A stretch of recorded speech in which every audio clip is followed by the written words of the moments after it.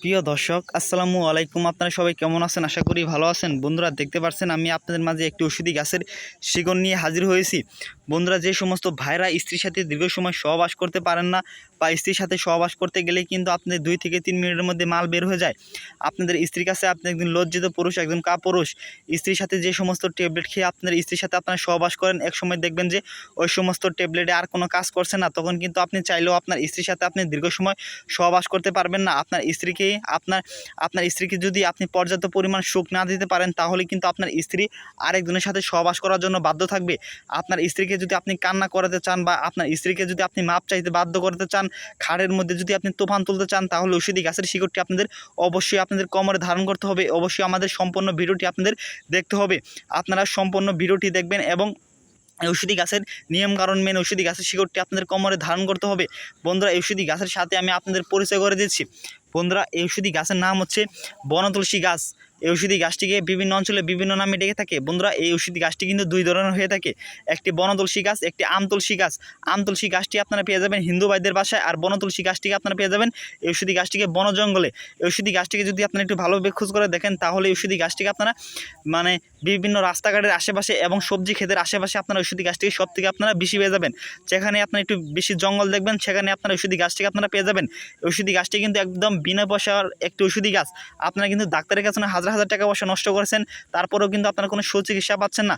তাদের জন্য এই ঔষধি গাছের শিকড়টি। বন্ধুরা, এই ঔষধি গাছটিকে আপনাদের তুলতে কোনো টাকা পয়সাও লাগবে না, আপনাদের কোনো টাকা পয়সা খরচও হবে না।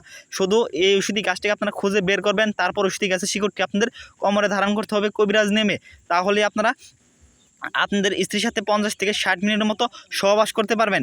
বন্ধুরা, এই ঔষধি গাছের শিকড়টি আপনারা কীভাবে আপনাদের কোমরে ধারণ করবেন তা আমি আপনাদের বিস্তারিত নিয়মটি বলে দিচ্ছি। বন্ধুরা, এই ঔষধি গাছের শিকড়টি আপনারা দেখতে পাচ্ছেন, এই শিকড়টি আপনাদের তুলে নিতে হবে শনিবার অথবা মঙ্গলবার দিন। বন্ধুরা, এই ঔষধি গাছের শিকড়টি আপনাদের তোলার জন্য একজন হাকিম, একজন গুরুজির কাছে বা একজন ওস্তাদের কাছে অনুমতি নিতে হবে।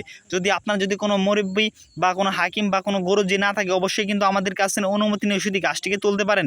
বন্ধুরা, যারা আমাদের চ্যানেলটি সাবস্ক্রাইব করে দিয়ে আমাদের সাথে থাকবেন এবং পাশে থাকা বেল আইকনটি অন করে দিবেন, তারা শুধু আমাদের কাছ থেকে ঔষধি গাছটিকে তোলার জন্য অনুমতি পেয়ে গেলেন।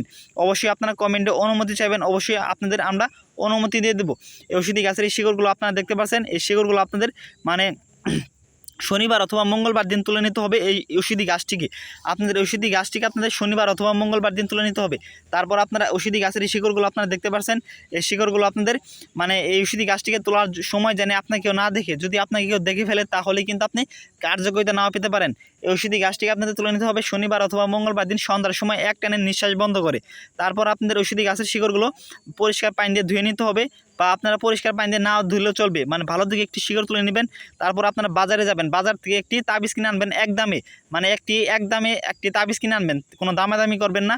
তারপর আপনারা ওই তাবিজের মধ্যে এই ঔষধি গাছের সামান্য একটি শিকড় ভরে, তারপর ওই শিকড়ের তাবিজের মুখটি মোমবাতির আঠা দিয়ে লাগিয়ে, তারপরে একটি লাল সুতো দিয়ে আপনাদের কোমরে ধারণ করতে হবে সহবাসের আধা ঘন্টা আগে যদি আপনাদের কোমরে ধারণ করেন, আধা ঘন্টা পর দেখবেন আপনার মিশিং পাগলা ঘোরার মতো লাফাচ্ছে। তখন আপনার স্ত্রীর সাথে আপনি সহবাস করবেন, দেখবেন আপনার স্ত্রীর সাথে আপনি টানা 50 থেকে 60 মিনিটের মতো সহবাস করতে পেরেছেন। যদি কোনো রোগী বলতে পারেন যে ঔষধি গাছের শিকড়টি আমাদের কোমরে ধারণ করার পর আমরা কোনো কার্যকারিতা পাই নাই, তবে আমরা আমাদের কবিরাজ চিকিৎসা ছেড়ে দেবো।